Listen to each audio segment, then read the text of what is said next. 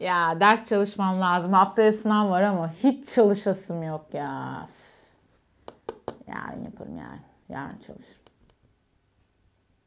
Ya da spora da başlamam lazım biliyor musun? Her yerim çok ağrıyor ama ya. Bugün yorgunum yarın. Yarın şey yaparız. Yarın başlarız. Bu sözler tanıdık geldi mi size? Bunlar aslında çoğumuzun muzdarip olduğu erteleme hastalığının belirtilerinden. Yaptığımız çoğu şeyi erteliyoruz. En azından çoğumuz, herkes olmasa bile. Peki neden bunu yapıyoruz? Ve bundan kurtulmak için neler yapabiliriz? Bu videoda size bunlardan birazcık bahsedeceğim. Şimdi motive olmak Latince bir kelimeden geliyor aslında motive kelimesi. Movere kelimesinden geliyor. Move, harekete geçmek. Yani beni harekete geçiren güç demek, motivasyon demek. Peki beni harekete ne geçiriyor? Aslında insanoğlunu temelde harekete geçiren iki tane güdü var. Bu iki güdü sonrası biz harekete geçiyoruz. Bunlar neler? Birincisi acıdan kaçınma. Yani acı verici bir durum olduğunda ondan kaçmak için harekete geçiriyoruz. Ya da haz alma. Haz veren bir şey olduğunda onu elde etmek için harekete geçiyoruz. Her hareketin temelinde aslında bu yatıyor. Şöyle bir yaptığımız davranışları düşünelim.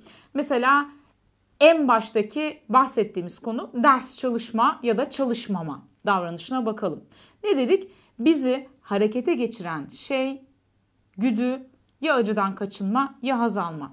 Şimdi bir insanın ders çalışmaya başlaması için ya bundan gerçekten haz alıyor olması lazım. Yani o eylemin kendisinin ona haz veriyor olması lazım. Ki bu ne yazık ki çoğu insan için düşük bir ihtimal. Herkes için olmasa da. İkinci ihtimal ise harekete geçmem için ders çalışmak konusunda acıdan kaçmak. Yani ders çalışma konusundaki acı ne olabilir? Mesela sınıfta kalmak ve bunun getireceği sonuçlar olabilir. Şimdi çoğumuz ne yapıyoruz? Acıdan kaçınıyoruz. Şimdi ders çalışmak eğer bana sıkıcı gelen bir aktivite ise ben bu sıkıcı gelen aktiviteden kaçınıyorum. Yani ama şimdi şurada ne güzel oturmak varken ya da başka şeyler yap, dışarı çıkmak varken, işte bir şeyler izlemek varken. Şimdi kim ders çalışacak ya? Keyif verici bir şey değil. Haz verici bir şey değil. Aksine belki sıkıntı verici bir şey. Dolayısıyla ben buna odaklandığım için acıdan kaçıyorum. Yani harekete geçmiyorum ve ders çalışmamayı tercih ediyorum. Ama ne oluyor? Yumurta kapıya dayandığında, sınav günü yaklaştığında bu sefer başka tür bir acıdan kaçmak için son gün belki de sınavdan önceki gece can havliyle bu acıdan kaçmak için çalışmaya başlıyorum. Artık ne kadar çalışabiliyorsam tabii ki önceki gece.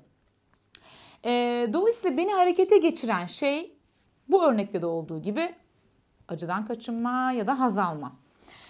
Aslında bu çoğu davranışlarımızda, çoğu tercihlerimizde geçerli. Bir düşünün mesela bir araba satın alacaksınız. Araba alırken daha çok neye dikkat edersiniz? Kendinizi sorgulayın. Yani araba alırken sizin için önemli olan şey onun dış görünüşü mü? Yoksa onun sağlamlığı mı? Yoksa ne bileyim ne kadar hız yaptığı mı? Şimdi kişiyi harekete geçiren güdü bu davranışta eğer acıdan kaçınmaysa büyük bir ihtimalle arabanın sağlamlığı onun için daha önce bir tercih olacak. Ve ona göre bir araba alacak. Yok eğer tam tersi haz onun için daha ağır basıyorsa bu durumda o zaman ne yapacak? Gidecek hızın ya da dış görünüşün daha iyi olduğunu düşündüğü bir aracı satın alacak. Aslında yaptığımız tercihlerin hepsinde bu böyle. Şöyle hayattaki tercihlerinizi, hareketlerinizi bir düşünün. Altında daha çok hangisi yatıyor? Sizi daha çok harekete geçiren şey acıdan kaçmak mı yoksa haz almak mı? Bunun genel bir muhasebesini yapabilirsiniz aslında hayattaki genel tercihlerinizde. Yani sizi harekete geçiren şey korkularınız ve kaygılarınız mı daha çok yoksa haz duygusu mu? Bunu bulmak mümkün. Şimdi harekete geçmeme sebeplerimizden bir tanesi bu dedik. Acıdan kaçınma. Bir diğerine bazen de başarısız olma korkusundan dolayı harekete geçmiyoruz. Başarısız olma korkusundan, başarısız olma duygusunu yaşamak istemiyoruz.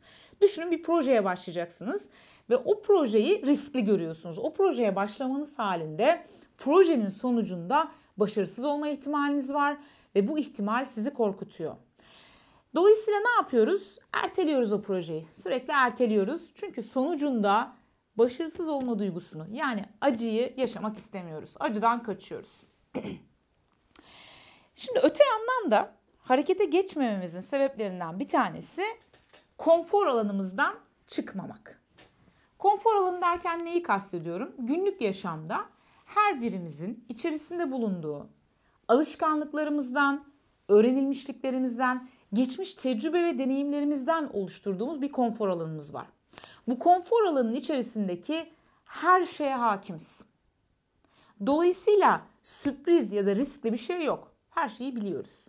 En azından çoğunu biliyoruz. Dolayısıyla konfor alanı benim için rahat bir alan ve onun içerisinde huzurluyum.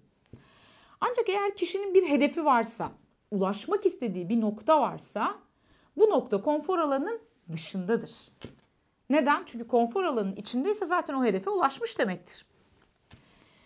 Ve ulaşmak istediğim o noktaya, yani hedefe ulaşabilmek için buradaki konfor alanından çıkmam gerekiyor.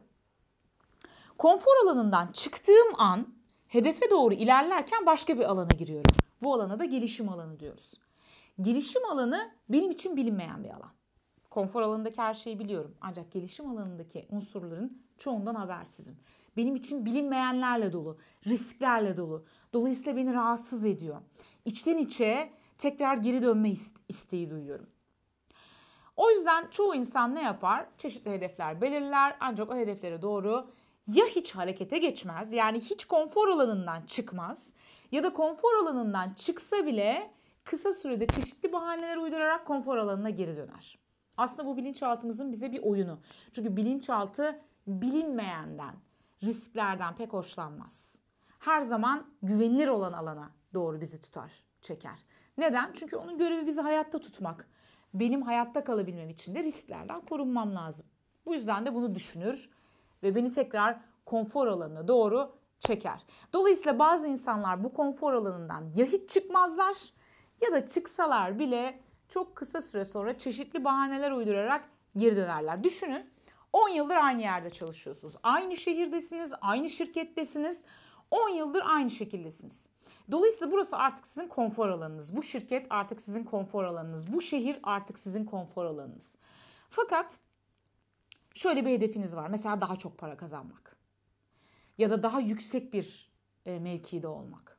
Daha kurumsal bir şirkette çalışmak. Ya da kendi işini kurmak. Böyle bir hedefiniz var.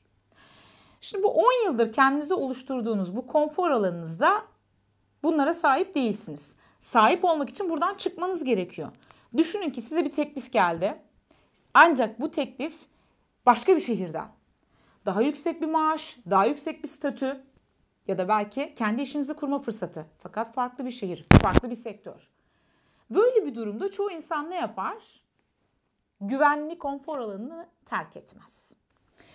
O zaman ne yapmak lazım? Az önce de söylediğim gibi ki 1. Konfor alanını fark et ve orayı terk et. Yani konfor alanının içerisinde olduğunu ve bir türlü dışarı çıkamadığının farkına var. Dışarı çıktığında yaşadığın korkunun, kaygının sebebinin bilinçaltının bir oyunu olduğunu hatırla. Ve her şeye rağmen yoluna devam et. Yok, çıkmayacak mısın konfor alanından? O zaman şikayet etme. Söylenme. Çünkü bunu tercih eden sensin. 2. Şimdi madem bizi harekete geçiren şey haz ya da acıdan kaçınma, o zaman harekete geçmek için hedefine ulaştığın takdirde yaşayacağın hazza odaklan. Ki seni harekete geçirmesi ihtimali artsın. Diyelim ki kilo vermek gibi bir hayalimin, bir hedefimin olduğunu düşünelim. Bir türlü harekete geçmiyorum, bir türlü spora başlamıyorum, bir türlü diyete başlamıyorum. O zaman harekete geçmemi engelleyen şey ne aslında?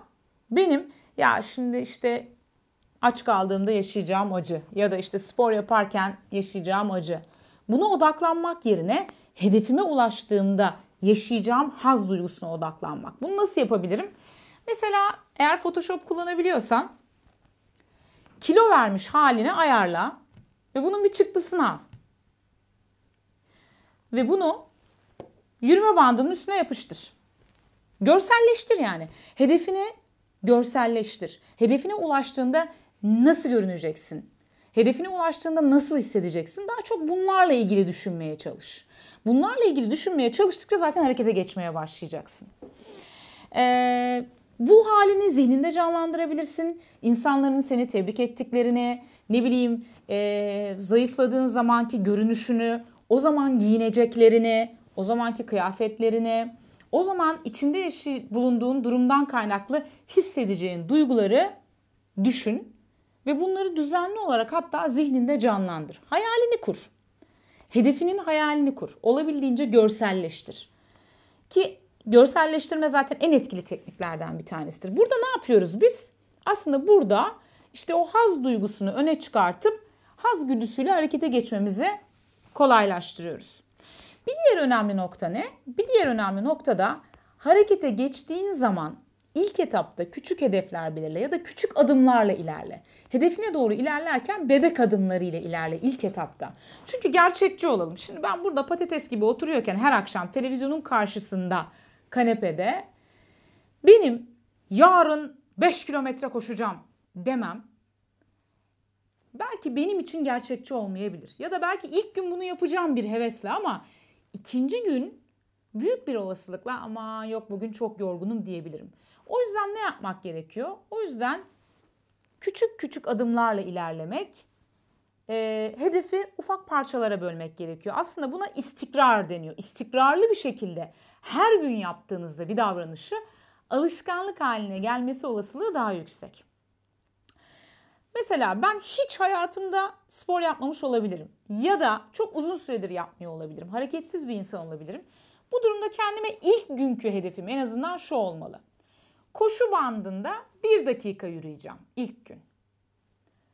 Hatta belki bazıları tembelliğin oranına göre değişir. Bazı insanlar şunu da hedef koyabilir. İlk günkü hedefim koşu bandının üzerine çıkmak ve inmek. İkinci gün 1 dakika, üçüncü gün 3 dakika, dördüncü gün 5 dakika.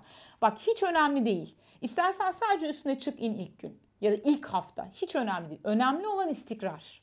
Ve bunları kaydet. Bir takvimin üzerinde kaydedebilirsin. Mesela check atabilirsin takvimde günlerin üzerine.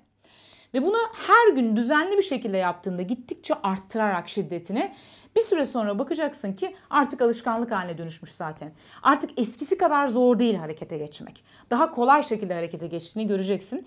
Çünkü beyinde bununla ilgili sinirsel bağlantılar zaten oluşmuş olacak ve harekete geçmeni kolaylaştıracak. O yüzden 3. önerim küçük olsun ama her gün olsun. Özetlemek gerekirse harekete geçmek için 1. Konfor alanını fark et ve orayı terk et. 2. Hedeflerine ulaşman halinde yaşayacağın hazzı görselleştir. Bu fotoğraf olabilir, bu zihinde canlandırma, hayal etme olabilir. Odaklandığın şey hedefine ulaşman olsun. 3. Hedefe doğru ilerlerken istikrarlı ol. Gerekirse küçük adımlarla ilerle ama her gün bir adım mutlaka at.